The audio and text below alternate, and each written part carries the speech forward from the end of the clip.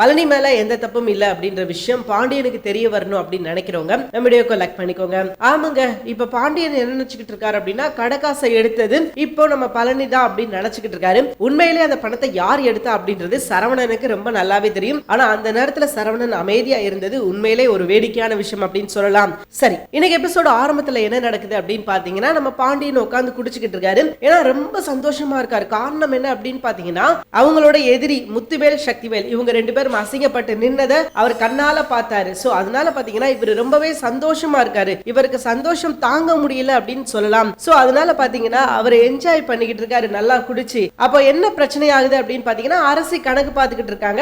அப்போ கிட்டத்தட்ட 1000 ரூபாய் வரைக்கும் குறையுது அப்படின்ற மாதிரி அரசி சொல்றாங்க.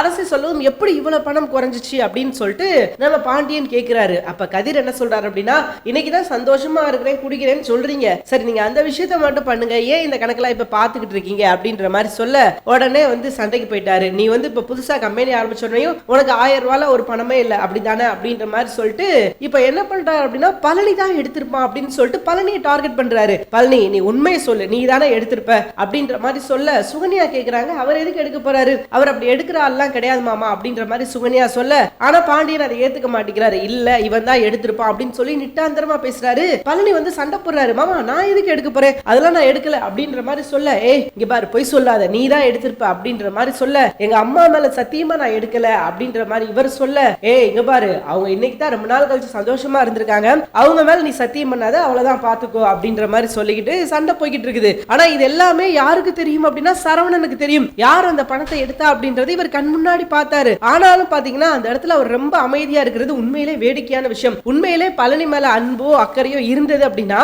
இவர் என்ன பண்ணியிருந்திருக்கணும், அவருக்கு தெரிஞ்ச உண்மையை சொல்லி இருந்திருக்கணும். அப்ப அவரெல்லாம் எடுக்கல, எடுத்தது மாணிக்கம் தான் எடுத்தாப்ல, நான் பார்த்தேன் அப்படின்ற விஷயத்த சொல்லி இருந்திருக்கணும். ஆனா அவர் சொல்லாம இப்பயும் தன்னோட மனைவியோட குடும்பம் கெட்டு போயிடக்கூடாது, அவங்களுக்கு வந்து கெட்ட பேர் வந்துடக்கூடாது நினைக்கிற மாதிரி அவர் பண்ற விஷயங்கள்லாம் இருக்குது. சோ அந்த இடத்துல பழனிய பழி கொடுத்துட்டாரு அப்படின்னு சொல்லலாம். அதுதான் உண்மையும் கூட. ஏன்னா ஒரு நல்ல மனசு இருக்கிற மனுஷன் என்ன பண்ணியிருந்திருக்கணும், நடந்த உண்மையை சொல்லி இருந்திருக்கணும். ஆனா அவர் சொல்லாதது நிச்சயமா வேதனையான விஷயம் தான். சோ பழனி ரொம்பவே நொந்து போய் உட்கார்ந்துருக்காங்க. அதுக்கப்புறம் வந்து ஒரு வழியா அந்த பேச்சை விடுங்க அப்படின்னு சொல்லிட்டு அவரை விட வச்சாலும் நாளைக்கு கண்டிப்பா போதை தெளிஞ்சதுக்கு அப்புறம் மறுபடியும் பாண்டியன் கேட்பாரு. 1 ரூபா 2 ரூபா கிடையாது, 1500 ரூபாய் கடையில இருந்து காணாம போயிருக்குது, அது எப்படி காணாம போச்சு அப்படின்ற ஒரு டாக் வரதான் போகுது. அப்புறம் மயில் வந்து உடனே அவங்க அப்பா கூப்பிட்டு சத்தம் போடுவாங்க, நீங்க எதுக்காக இப்படி பண்ணீங்க, நீங்க வந்து எதுக்காக பணத்தை எடுத்தீங்க அப்படின்ற மாதிரி சொல்லுவாங்க.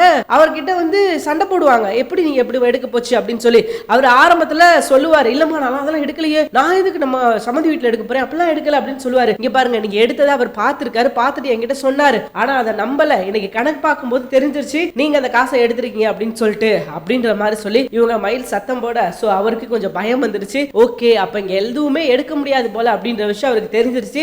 அப்ப இதுக்கப்புறம் வந்து திருட ஆரம்பிச்சிருவாரு. எப்படி அப்படின்னு கேட்டீங்கன்னா, காசு எடுக்க மாட்டாரு, பொருளா வந்து எடுக்க ஆரம்பிச்சிருவாரு. ஏன்னா ஆல்ரெடி அதை தான் பண்ணிக்கிட்டு இருந்தாரு. அண்ட் இதுக்கப்புறம் பொருளா எடுக்கிறது என்ன, அவருக்கு தேவையான விஷயங்களை கலெக்ட் பண்றது என்ன, அந்த மாதிரி தான் அவர் செய்ய போறாரு. இதுக்கப்புறம் எபிசோட் இப்படி தாங்க போகுது. தேங்க்யூ ஃபார் வாட்சிங்.